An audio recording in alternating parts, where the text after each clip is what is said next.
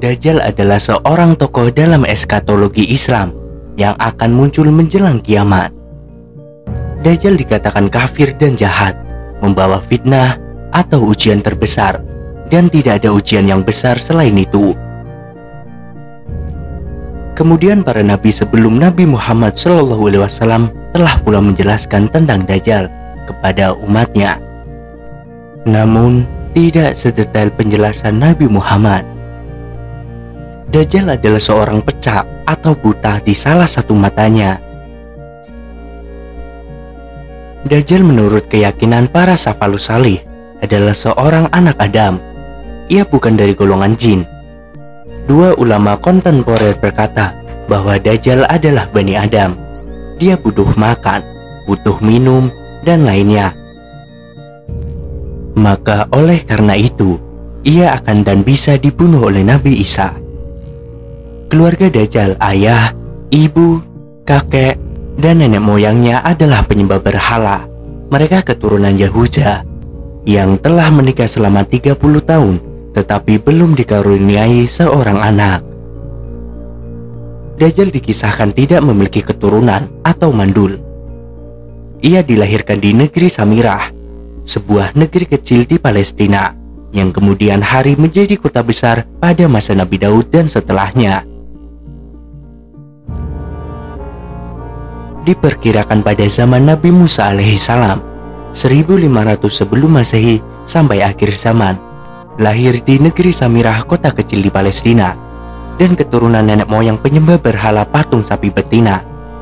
Ayah ibu Dajjal itu melewati perkawinannya selama 30 tahun tanpa melahirkan satu anak pun. Kemudian lahirlah anak laki-laki yang buta sebelah matanya. Ia menjadi seorang paling berbahaya dan paling sedikit manfaatnya.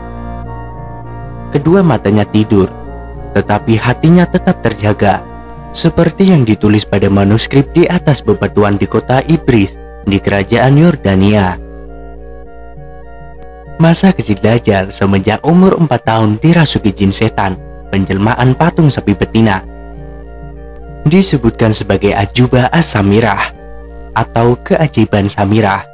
Menurut hakim penguasa negeri di kala itu, anak laki-laki aneh itu dirasuki setan. Kemudian berita disebarluaskan ke berbagai penjuru dunia. Sang hakim meminta bantuan tukang sihir dan para dukun di seluruh dunia untuk mengeluarkan setan dari tubuhnya.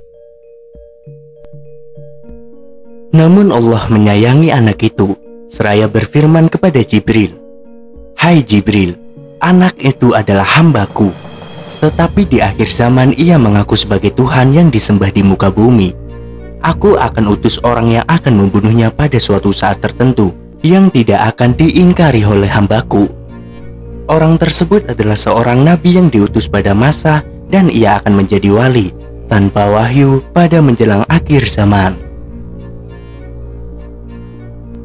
Tetapi tidak hanya dalam ajaran Islam. Dajjal juga disebutkan dalam berbagai macam agama. Dalam agama Islam, Dajjal adalah bentuk paling mengerikan yang akan meluluh lantakan manusia di akhir zaman dengan fitnah-fitnah kejinya, pembunuhan, dan peperangan. Namun menurut Yahudi, secara halus maupun terang-terangan justru menunggu kedatangan sosok Dajjal. Dajjal dalam agama Islam. Islam sangat tegas memberitahu akan datangnya Dajjal yang harus diwaspadai oleh seluruh umatnya. Banyak hadis Nabi Muhammad SAW menjelaskan ciri-ciri sosok ini, dari bentuk tubuhnya, tempat lahirnya, hingga kematiannya sudah lengkap terangkum di banyak sabda Nabi Muhammad SAW. Menurut Islam, Dajjal adalah makhluk dari golongan manusia. Wujudnya laki-laki bermata satu dan akan ditakuti oleh umat Yahudi. Seperti penjelasan dalam hadis, Nabi Muhammad SAW bersabda, kebanyakan pengikut Dajjal adalah Yahudi, anak-anak, dan para wanita pezinah terang-terangan.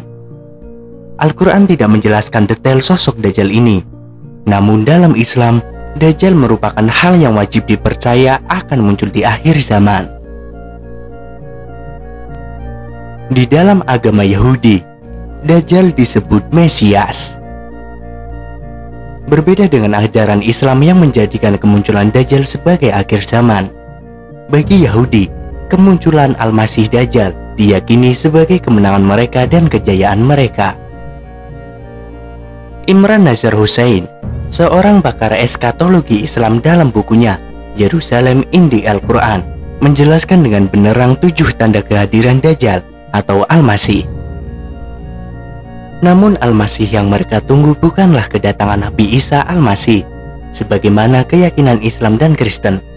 Umat Yahudi sebelum era Kristen berbeda pendapat tentang siapa Al-Masih. Satu pihak berpendapat Al-Masih adalah Nabi Isa dan membentuk agama Katolik dan Kristen. Sebagian Yahudi lain berpendapat Al-Masih bukanlah Nabi Isa, namun Al-Masih lain. Kemungkinan Al-Masih yang dimaksud adalah Al-Masih Dajjal. Di dalam agama Kristen disebut dengan Antikristus.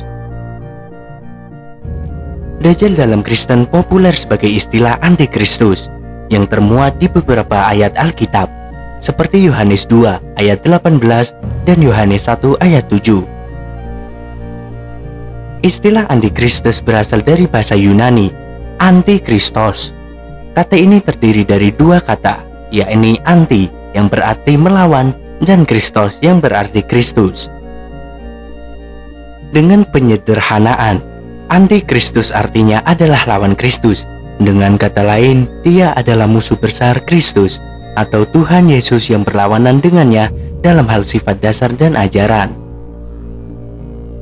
Dalam teologi Kristen, Antikristus adalah pemimpin yang diinduk buahkan Alkitab dan akan menjadi musuh Kristus dan akan menyesatkan banyak orang.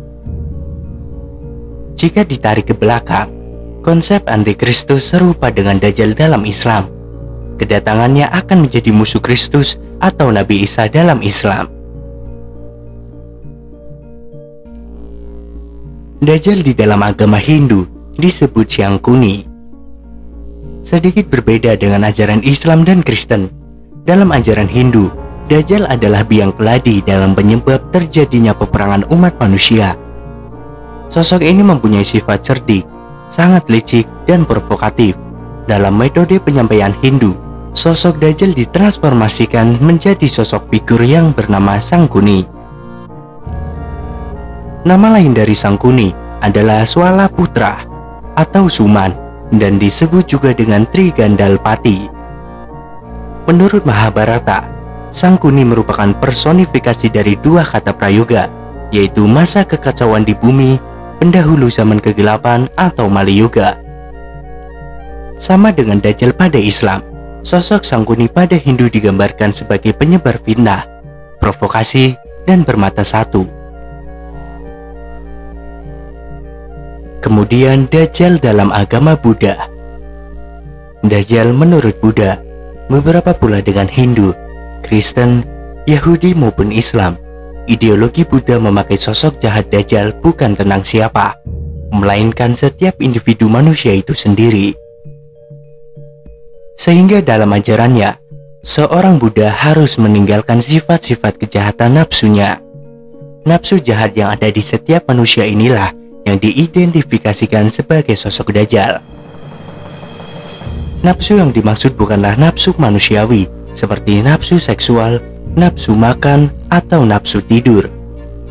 Namun nafsu di sini adalah nafsu amarah yang mendorong manusia pada kejahatan, kebencian, kebohongan, keserakahan, permusuhan, dendam, dan peperangan. Dengan kata lain, siapapun manusia yang mengikuti nafsu kejahatannya, dia adalah Dajjal dalam agama Buddha.